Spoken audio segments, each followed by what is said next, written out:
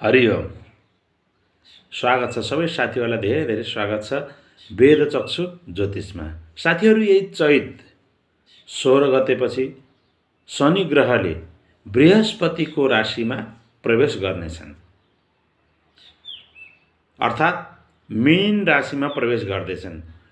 मीन राशिमा पहिलेदेखि नै राहु पनि स्थित छ। अब यो राहु शनिको युतिले, राहु भनेको तपाईको छाया ग्रह हो र भौतिक इच्छा, छल कपट, प्रपञ्च, मायाको ग्रह हो राहु। यो युतिले संसारभरि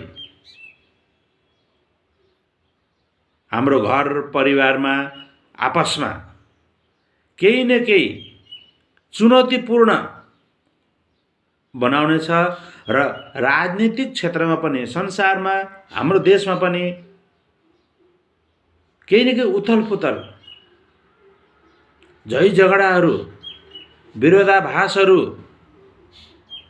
देखिएको छ र कहीँ न कहीँ संसारमा, कहीँ न कहीँ हाम्रै देशमा पनि केही न केही परिवर्तनको सङ्केत चाहिँ देखाएको छ यो युतिले। हरिओम।